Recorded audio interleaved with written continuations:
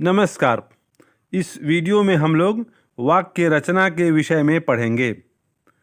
हिंदी में वाक्य बनाना कितना महत्वपूर्ण है, ये सभी लिखने और बोलने वाले समझते हैं। हिंदी में शुद्ध शुद्ध वाक्य कैसे लिखा जाए, कैसे बोला जाए, इसके लिए वाक्य रचना के नियमों को समझना जरूरी है। वाक्य रचना के नियम अगर आप समझ गए तो समझ लीजिए कि आपका बोलना और आपका लिखना बिल्कुल शुद्ध हो जाएगा। तो वाक्य रचना के नियम हैं जिनको हम लोग इस वीडियो में पढ़ेंगे। एक्चुअली वाक्य रचना को लोग उतना महत्व नहीं देते हैं क्योंकि आप अभी छोटे छोटे बच्चे हैं। जब आप बड़े होंगे, जब आप प्रतियोगिता की दुनिया में जाएंगे तो वाक्य सही है कि नहीं है इसकी पहचान करनी होती है। और इसका पहचान तभी आप कर पाएंगे, इसकी पहचान तभी कर सकते हैं जब आप वाक्य रचना के नियमों को सही सही समझते होंगे। तो बिना वक्त बिताए हुए हम लोग इस वाक्य रचना के नियम की आज चर्चा करेंगे और यह वीडियो आपके लिए बहुत महत्वपूर्ण साबित होने वाला है। इसलिए आप इसको शुरू से अंत तक देखेंगे और इस वीडियो को देख लेने के बाद आप वाक्य लिखने में सक्षम हो जाएंगे। सही सही वाक्य, शुद्ध शुद्ध वाक्य। तो वाक्य में पदों का अन्वय अर्थात मेल होता है। पहला लाइन क्या है कि वाक्य में पदों का अन्वय अर्थात मेल। अन्वय और मेल एक ही हुआ। तो वाक्य में क्या होता है? पदों का मेल होता है। कोई कहे कि शब्दों का मेल होता है तो वो व्यवहारिक रूप से सही है, लेकिन व्याकरण के रूप में सही नहीं है, क्योंकि वाक्य में शब्द नहीं होते, वाक्य में पद होते हैं। बात वही है, वही शब्द है, उसको कहेंगे कि शब्द है, लेकिन वाक्य में उसका नाम रहता है पद। ठीक है। तो वाक्य में पदों का अन्वय, पदों का अर्थात शब्दों का मेल होता है। मतलब पदों के मेल से, यानी शब्दों के मेल से, अर्थ में समझिए कि शब्दों के मेल से, लेकिन व्याकरण की दृष्टिकोण से, व्याकरण की दृष्टि से आपको ये पदों के मेल से वाक्य बनते हैं। वाक्य में सभी शब्द पद होते हैं। ठीक है। वाक्य में जो भी शब्द होते हैं उन्हें हम लोग कहते हैं पद। वाक्य में शब्द नहीं कहते, पद कहते हैं। वाक्य के बाहर कहते हैं कि शब्द हैं, लेकिन वही शब्द जब वाक्य में आ जाते हैं तो हम लोग बोलते हैं उनको पद, जिनका लिंग, वचन, पुरुष, काल आदि से संबंध होता है। ठीक है। वाक्य में सभी शब्द पद होते हैं और उनका संबंध किससे होता है? तो लिंग, वचन, पुरुष, काल आदि से संबंध होता है। कर्ता के साथ ने विभक्ति नहीं रहने पर क्रिया कर्ता के लिंग, वचन और पुल्लिंग के अनुसार होती है। कर्ता के साथ ने विभक्ति नहीं रहने पर, कर्ता के साथ अगर ने विभक्ति नहीं है तो जैसे लड़के ने उसको पीटा, तो लड़के के बाद में ने हो गया, लेकिन अगर ने नहीं रहे, कर्ता के साथ ने विभक्ति चिन्ह अगर नहीं है, जैसे इस वाक्य में लड़का पुस्तक पढ़ता है, इसमें ने नहीं है, लेकिन लड़का करता है, तो बिना ने विभक्ति चिन्ह के अगर करता रहे तो क्या करेंगे? तो क्रिया कर्ता के लिंग, वचन और पुल्लिंग के अनुसार होती है। लिंग, वचन और पुरुष के अनुसार होती है। तो लिंग वचन क्या है? तो कर्ता के लिंग, ये इसमें अगर ने नहीं लिखा रहेगा तो इसके हिसाब से क्रिया का फॉर्म निर्धारित होगा। जैसे लड़का पुस्तक पढ़ता है और लड़की पुस्तक पढ़ती है, तो कर्ता के साथ ने अगर नहीं है तो ये जो कर्ता है इसके हिसाब से क्रिया का रूप निर्धारित होगा, या पढ़ता है कि पढ़ती है इस कर्ता से निर्धारित होगा। तो लड़का पुस्तक पढ़ता है, ये इससे नहीं होगा, ये पुस्तक से नहीं होना है, ये कर्ता से होगा, लड़का से। तो लड़का पुस्तक पढ़ता है, लड़की पुस्तक पढ़ती है, क्योंकि लड़का लड़की के बाद यहाँ ने नहीं है। तू कौन काम करेगा? तुमने कौन काम किया, वो वाक्य रहता तो उसमें ने है, लेकिन यह तू कौन काम करेगा, तू कौन काम करेगा, तू कौन काम करेगा, तू के साथ हो रहा है, तू कौन काम करेगा। तू को माना जा रहा है पुल्लिंग, तो तू कौन काम करेगा। लड़की पुस्तक पढ़ती है, ठीक है। तुम पत्र लिख रहे हो, तुम पत्र लिख रहे हो, ये पुल्लिंग में हुआ। लड़के पुस्तक पढ़ते हैं, लड़के पुस्तक पढ़ते हैं। मैं कहानी पढ़ रही हूँ, मैं कहानी पढ़ रही हूँ। ये मैं क्या है, तो ये लड़की है, तो वो कहानी पढ़ रही है, इसलिए वो लिखी। अगर मैं लड़का है तो मैं कहानी पढ़ रहा हूँ, तो मैं कहानी पढ़ रही हूँ। ये कर्ता के हिसाब से ही क्रिया का रूप निर्धारित होगा। लड़कियाँ पुस्तक पढ़ती हैं। अब देखिए इसमें लड़कियाँ क्या हैं, ये बहुवचन है, तो इनके हिसाब से होगा पढ़ती हैं। देखिए एक वचन में अगर लिखेंगे लड़की रहेगी तो है होगा, ये अनुस्वार है पर नहीं होगा। लेकिन अगर बहुवचन रहेगी तो लड़कियां हो जाएंगी, एक से ज़्यादा लड़की तो लड़कियां, और पढ़ती हैं एक से ज़्यादा है तो पढ़ती हैं।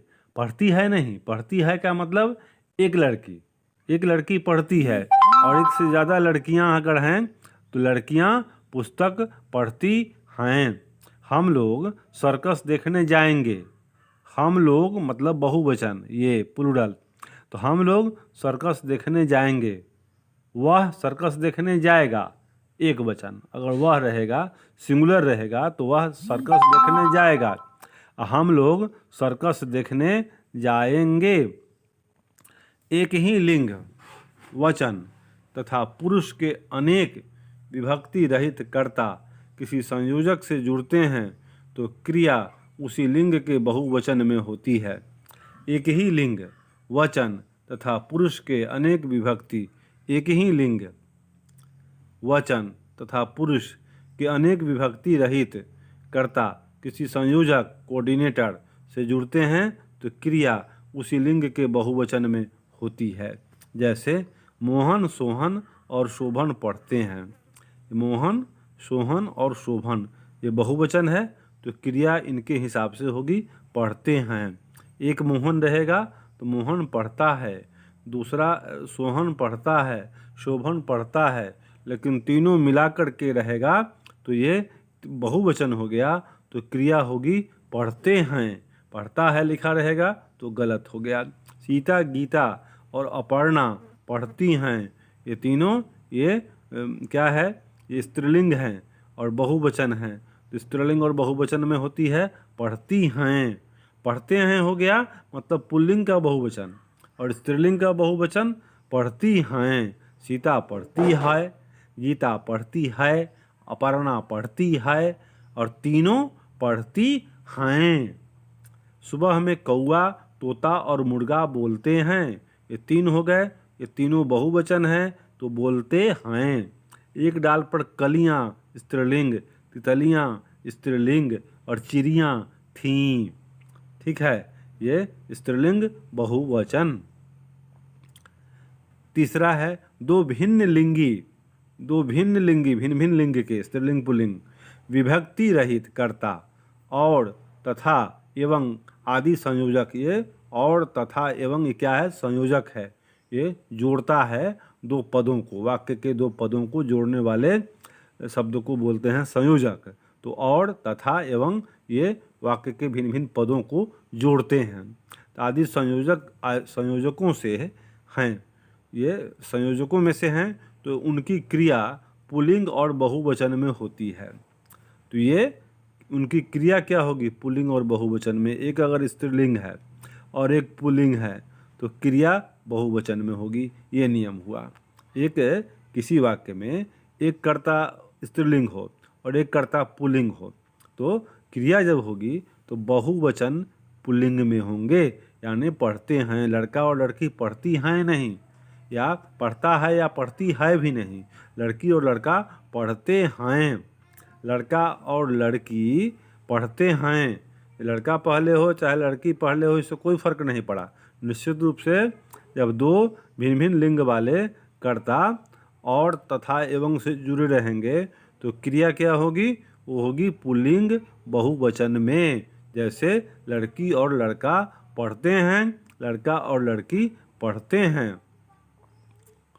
राधा तथा कृष्ण राधा स्त्रीलिंग, कृष्ण पुल्लिंग। रास रचाते हैं, विमान से राम और सीता आ रहे हैं। बाघ और बकरी एक घाट पर पानी पीते हैं। साहित्य, संस्कृति एवं भाषा एक दूसरे से संबद्ध हैं। ठीक है, इसमें देखिए ये संस्कृति एवं भाषा एक दूसरे से संबद्ध है। ये दोनों स्त्रीलिंग, साहित्य पुल्लिंग। तो ये दो स्त्रीलिंग है और एक पुल्लिंग है साहित्य, तब भी यह क्रिया क्या हुई? संबद्ध हैं। ये पुल्लिंग बहुवचन हैं, एक दूसरे से संबद्ध हैं। योजक चिन्ह के रहने पर दो भिन्न लिंगी।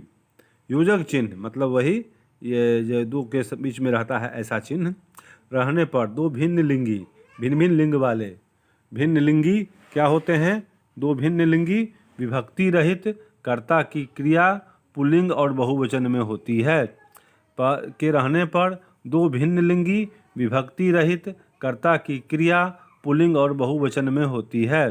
योजक चिन्ह के रहने पर दो भिन्न लिंगी विभक्ति रहित कर्ता की क्रिया पुल्लिंग और बहुवचन में होती है। योजक चिन्ह के रहने पर दो भिन्न लिंगी विभक्ति रहित कर्ता की क्रिया पुल्लिंग और बहुवचन में होती है। जैसे शिव पार्वती पूजे जाते हैं। ये बीच में ऐसा चिन्ह रहेगा और दोनों भिन्न भिन्न लिंग के रहेंगे तो इसमें प्लूरल ही होगा। क्रिया प्लूरल बहुवचन में होती है, पुल्लिंग होती है और बहुवचन में होती है, पुल्लिंग और बहुवचन। तो ये लड़के लड़कियां, इसे याद रखना चाहिए। लड़के लड़की के बीच में ये हाइफन, शिव पार्वती के बीच में ये हाइफन, इसको कहते हैं योजक चिन्ह। तो ये पुल्लिंग और बहुवचन में हो गए, एक क्रिया होगी। जैसे जाते हैं, पढ़ रहे हैं, शिक्षक शिक्षिकाएं आ रहे हैं, पति पत्नी बैठे हुए हैं, माता पिता पूजनीय होते हैं, सोना चांदी बिकते हैं, राधा कृष्ण रास रचाते हैं, चूहे चूहिया दौड़ रहे हैं। अनेक लिंगों वचनों के कर्ता होने पर क्रिया बहुवचन में होती है और अंतिम कर्ता के अनुसार लिंग होता है। अनेक लिंग वचनों के कर्ता होने पर, लिंग वचन अगर अनेक प्रकार के हैं तो क्रिया बहुवचन में होती है और अंतिम कर्ता के अनुसार लिंग होता है। अगर कई आपको है कर्ता हैं तो उसमें अंतिम जो कर्ता होगा उसके हिसाब से लिंग का निर्धारण होगा। जैसे मैदान में 3 गायें, 4 बैल और 5 भैंसें थीं। तो ये भैंसें स्त्रीलिंग है, इसमें कई है, 3 गायें, 4 बैल, 5 भैंसें। तो 5 भैंसों के हिसाब से लिंग निर्णय होगा। 5 भैंसें थीं। घर में एक लड़का, 2 बूढ़े और 3 बुढ़िया बैठी हैं। ये बुढ़िया कहीं मैंने अंतिम कर्ता, अगर बहुत सारा सब्जेक्ट रहेगा, कर्ता रहेगा तो अंतिम जो होगा कर्ता उसके हिसाब से लिंग का क्रिया का प्रयोग होगा। तो ये अंतिम है, ये स्त्रीलिंग है, तो ये स्त्रीलिंग बहुवचन होगा। भैंसें थीं, बुढ़िया बैठी हैं, 2 शिक्षक बैठे हैं, 30 केले लेंगे। ये केले के हिसाब से, शिक्षक के हिसाब से, बुढ़िया के हिसाब से, 5 के हिसाब से, 5 भैंसें के हिसाब से आपको ये क्रिया का प्रयोग हुआ। अनेक कर्ताओं के बीच या, वा अथवा की आदि रहे तो क्रिया अंतिम कर्ता के लिंग और वचन के अनुसार होती है, अंतिम कर्ता के हिसाब से। ठीक है, बैल या घोड़ा या गाय बिकेगी, या है तो अंतिम है, गाय बिकेगी, इसके हिसाब से बिकेगी हो गया, घोड़ा बिकेगा नहीं हुआ। तो अंतिम कर्ता का महत्व रह गया। लड़कियां या लड़के हल्ला मचा रहे हैं, कविता तो अथवा कहानी। लड़कियां या लड़के हल्ला मचा रहे हैं, लड़के के हिसाब से। कविता अथवा कहानी लिखी जाए होगी। वहाँ चावल या पुलाव या रोटियां बनेंगी, रोटियां के हिसाब से। रैली की, रैला निकला, पता नहीं लाभ या हानि हुई, तो हानि के हिसाब से, रैला के हिसाब से। घड़ी या घड़ा मिला, मुझे क्या पता। वहाँ देखने वालों का जमाव या भीड़ थी, तो यहाँ भीड़ के हिसाब से और यहाँ घड़ा के हिसाब से। 3 पुरुषों के कर्ता होने से क्रिया उत्तम पुरुष के लिंग वचन के अनुसार होती है। 3 पुरुषों के कर्ता होने से, 3 पर्सन के कर्ता होने से क्रिया उत्तम पुरुष के लिंग वचन के अनुसार होती है। यहाँ 231 का नियम लागू होता है, जो अंग्रेजी में भी लागू होता है, अर्थात पहले मध्यम पुरुष, उत्तम पुरुष और अंत में अन्य पुरुष रहता है। जैसे तुम, वह और मैं जाऊँगा, तुम, वह और मैं जाऊँगा, 3 गो हो गया। तो पहले तुम सेकंड पर्सन, और तब थर्ड पर्सन, और तब फर्स्ट पर्सन, यह ऐसे लिखना है। वाक्य एडजस्ट ऐसे होगा, 3 करता है तो पहले सामने वाला व्यक्ति, और उसके बाद जिसके विषय में बात करना है सो, और तब अपने विषय में, और ठीक है अन्य, अर्थात पहले मध्यम, ये सीक्वेंस है। और क्रिया क्या होती है? उत्तम पुरुष के लिंग वचन के अनुसार होती है। इसके हिसाब से उत्तम पुरुष यही है मैं, तो इसके हिसाब से क्रिया होगी जाऊंगा। तुम मदन और मैं पढ़ूंगा, तुम सुमन और हम चलेंगे, वहाँ तुम रविंद्र और मैं था। भाववाचक में क्रिया सदा पुल्लिंग और एक वचन में रहती है। जैसे भाववाचक में शिक्षक ने छात्रों को पढ़ाया, शिक्षक ने छात्रों को पढ़ाया, पढ़ाया भाववाचक है, तो शिक्षक के हिसाब से हो गया पुल्लिंग और एक वचन में रहती है। भाववाचक में क्रिया सदा पुल्लिंग और एक वचन में रहती है। आया जाए, खाया जाए, लड़कियों ने गुड़ियों को सजाया, मुझसे पढ़ा नहीं गया। आदर सूचक एक वचन कर्ता के साथ बहुवचन क्रिया होती है। आदर सूचक एक वचन के साथ भी बहुवचन क्रिया होती है। गांधी जी महापुरुष थे, गांधी जी महापुरुष था, तो ये आदर सूचक नहीं हुआ। आदर सूचक होगा तो एक वचन गांधी जी एक ही हैं, तब भी क्रिया बहुवचन होगी, मतलब गांधी जी महापुरुष थे, मेरे पिताजी बड़े आदमी थे। ये तो बिरजू महाराज श्रेष्ठ नर्तक हैं, महाराज जी पुजारी हैं, प्रेमचंद महान उपन्यासकार हैं। कर्म और क्रिया का मेल, कर्ता के विभक्ति सहित और कर्म के विभक्ति रहित रहने पर कर्म के लिंग वचन के अनुसार होती है। जैसे के लिए ये आपको दूसरा वीडियो, ये दूसरा पार्ट इसका बनाएंगे, लंबा हो जाएगा, इसलिए इसको यहीं स्टॉप करते हैं। आपने इसको देखा, इसके लिए धन्यवाद। और वाक्य रचना के लिए दूसरा वीडियो बहुत जल्दी आपके समक्ष आएगा, जिसमें हम कर्म और क्रिया का मेल से शुरू करेंगे।